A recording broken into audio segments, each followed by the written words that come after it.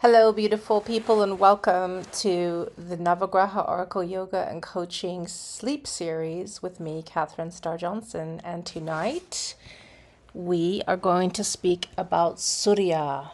It's Sunday, and we honor Surya, the sun, on Sunday. And today we are going to speak about imbalances in Surya and how they may appear for disturbances in your sleeping patterns and some practice that may assist with better sleep. So, the unrelenting sun. So, the source of all light, all life, all energy in our solar system, at least for us humans on planet Earth, the deity who rides a chariot drawn by 7 horses across the sky, who defeats the demons of darkness, who governs vitality, power, and the will to shine, is Surya. And today is Surya's day. In the Hindu calendar, it's called Ravivar, from Ravi, one of Surya's most ancient names. The Rig Veda, the oldest of the Vedas, composed between 1500 and 1000 BCE, is hymn 1.115, which reveres Surya as the dispeller of darkness, the one who empowers knowledge, the good, and all of life. And if you're lying awake because you're not sad, you're not angry, you're not having eaten too much, but because you just cannot stop, because there's always one more thing to do, because rest feels like failure, because the idea of not being productive makes you feel anxious, because you've built an identity around achievement and you're terrified of who you'd be without it, then maybe Surya is the energy that you need to work with tonight. The sun never stops shining. It rises, it burns, it sets, it rises again, relentlessly, magnificently. And when we absorb this energy without balance, we become like the sun, unable to rest, unable to darken, unable to surrender. But even the sun sets, even the sun disappears beneath the horizon each night, and if the sun can rest, so can you. So let's talk about some ways that Surya shows up in sleep disturbance. The achievement insomnia. You cannot sleep because your mind is planning, listing, optimizing. If you're reviewing what you accomplished today and planning what you will accomplish tomorrow, sleep feels like wasted time. Hours when you could be doing, creating, achieving. You measure your worth by your output, and when the output stops, the anxiety begins. This is Surya at distortion, the solar fire of ambition and productivity burning so brightly that it has consumed the lunar receptivity that sleep requires. The identity crisis. You do not know who you are without your role.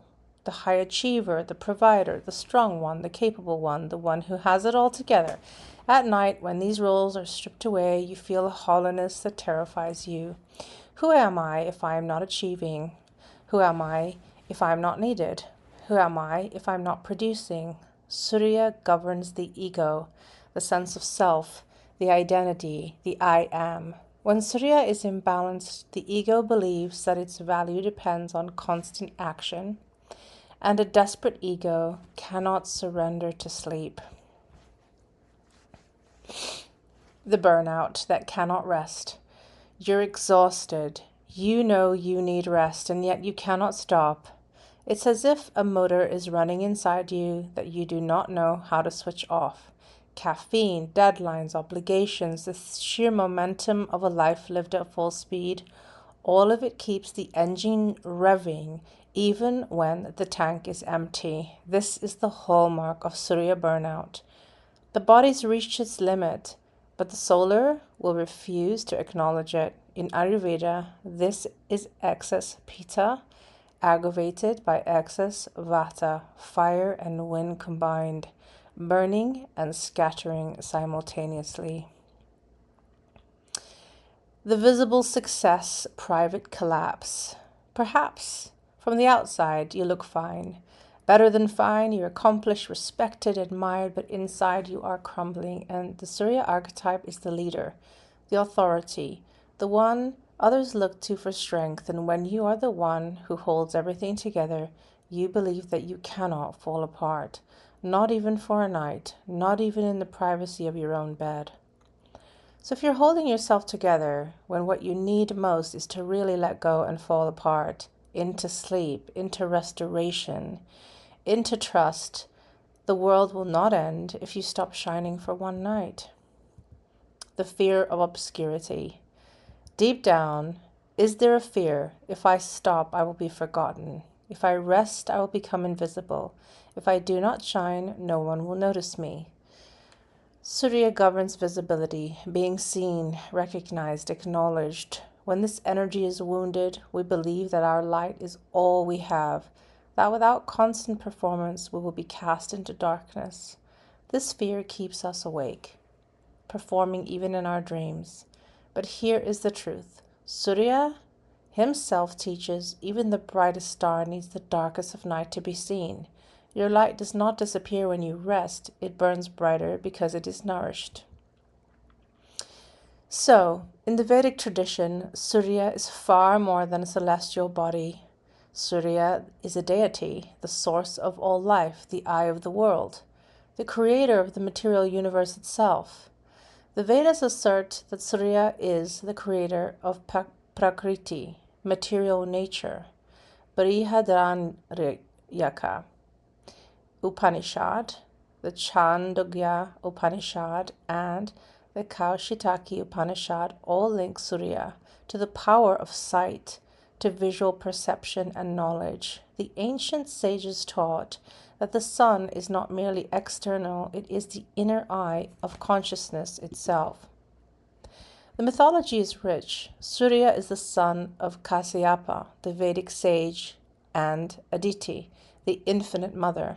His chariot is drawn by 7 horses, named after the 7 meters of Sanskrit prosody: Gayatri, Brihati, Ushni, Jagati, Trishtubha, Anushtubha, and Pankti.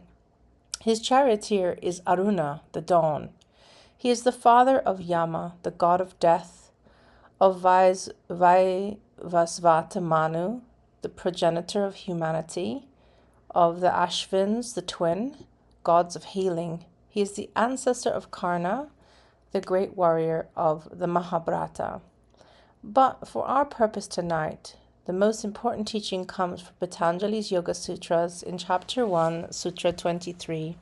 Patanjali writes, Ishvara Pranidhana Samadhi can also be attained through surrender to Ishvara. This is the answer to Surya Overdrive. Ishvara Pranidhana, surrender to the divine, not as a religious commandment, but as a practical technique for quieting the ego. Patanjali expands on this in Sutra 1.24. Ishvara is the special Purusha free from afflictions, karma, and the results of karma.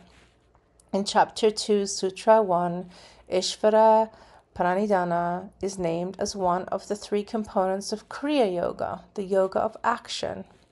Alongside tapas, discipline, and svadhyaya, self-study, and in Sutra 2.32 it appears again among the niyamas, the personal observances of the 8-limbed path, which has become so popular, the 8-limb path, very popular in modern yoga that most people in the West practice. Patanjali is telling us something crucial. Surrender is not weakness. Surrender is a practice, a discipline, the deliberate act of releasing the ego's grip and trusting something greater. For a Surya type, the high achiever, the perfectionist, the one who believes that she must do it all, this is the medicine. Not doing less, surrendering more. The Bhagavad Gita echoes this teaching. Krishna tells Arjuna, Yoga shta kuru karmani sangam tyatva dhanajaya. Be established in yoga and then perform actions having abandoned attachment of conqueror, O conqueror of wealth. Act from a place of inner stillness, not compulsive drive. This is Surya in balance, the sun that shines because it is its nature, not because it is trying to prove its worth. So practice 1 is the Ishvara Pranidhana, the practice of surrender. I absolutely love this practice. This is the foundational practice for Surya Overdrive, drawn directly from Patanjali's Yoga Sutra 1.23 and 2.1. So before bed, sit comfortably and close your eyes. Place your hands and palms down on your thighs. This is the gesture of grounding, of releasing what you've been carrying upwards. Take 3 deep breaths.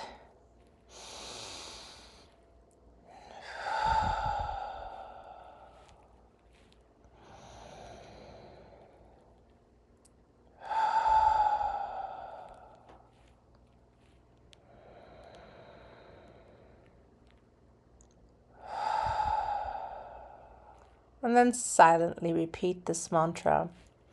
I surrender my achievements to the divine. I surrender my failures to the divine. I surrender my need to be seen to the divine. I surrender my need to control to the divine. I surrender my identity to the divine. Don't rush and feel each surrender. Notice the resistance. If the ego and the will fight, it's normal. The ego has been running the show for a long time. But gently breathe, breath by breath. I surrender my achievements to the divine. I surrender my failure to the divine. I surrender my need to be seen to the divine. I surrender my need to control to the divine. I surrender my identity to the divine. So let the ego go. It's just going to simply shine. Place your right hand on your heart and say, I am enough exactly as I am. I do not need to achieve to be worthy of rest. I do not need to achieve to be worthy of rest. This practice is not about giving up on your dreams. Far from it. It's about pursuing them from a place of wholeness rather than desperation, from abundance rather than lack, from trust rather than fear. The most important practice on a Sunday, aside from singing Gayatri Mantra in the morning facing east, is Surya Namaskar. In the morning, Surya Namaskar, the sun salutation, is the traditional yogic practice of honoring the sun. But Surya Namaskar is a morning practice. It generates heat, it activates solar energy and prepares the body for the day. So do this when you wake up on a Sunday morning, not when you are struggling to sleep on a Sunday night. The practice consists of 12 linked postures flowing in sequence. And actually, as you go through the practice, each one has its own mantra. There are 12 mantras. The first posture is Pranamasana, prayer pose. Asta Uttanasana, upward salute toward the sky. Asta Padasana, standing forward fold. Ashwa Sanchalanasana, equestrian pose, which is a low lunge. Phalakasana, plank. Ashtanga Namaskara, 8-limbed salutation. Bhujangasana, cobra. Adho Muksha Svasanasana, downward dog, actually mountain. Ashwa Sanchalanasana, equestrian pose on the other side. Hasta Padasana, standing forward fold. Hasta Uttanasana, upward salute. Pranamasana, prayer pose.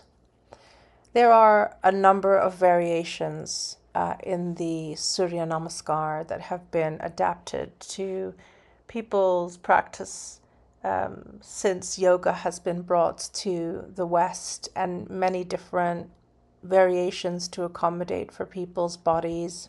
But those are the 12 traditional postures, and there are adaptations that you can learn before if you need adaptation, and I will do a video on just the Surya Namaskar. Practice 6 to 12 rounds after the sun rises. This honors Surya at the proper time and channels energy through the day, and is most important for the purpose of balancing Surya. It means by nightfall that the work is done and that solar fire has been expressed, so it does not need to burn at midnight. Chant slowly 3 times.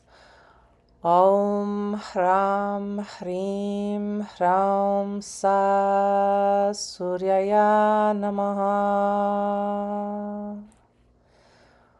Om Hraam Hreem Hraum Sa Suryaya Namah.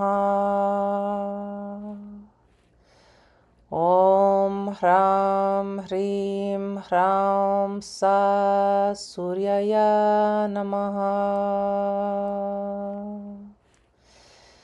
This is the seed mantra of Surya, verified in the Navagraha tradition. Om is the primordial sound of all creation. Hraum is the mark of exclamation, a call to the attention. Hreem is the seed syllable of Maya associated with Lakshmi. It carries the power of creative potential of pure energy according to tantric texts such as the Kubjikamata Tantra. Hreem relates to water, the goddess of energy, to the power of calm in the mind. Hraum is the second exclamation, a completion of the invocation to Suryaya Namah, bowing to the sun. Practice this 27 times, this chant, before bed on Sunday, 3 rounds of 9 on your fingers, or use a mala to chant 108. But if you are a Surya type, don't chant it aggressively. Don't push. Chant it slowly and softly and feel the difference between forcing and allowing. So have a wonderful Sunday evening. Wishing you a most restful sleep as you continue this practice as often as you need to. Have a wonderful night's rest.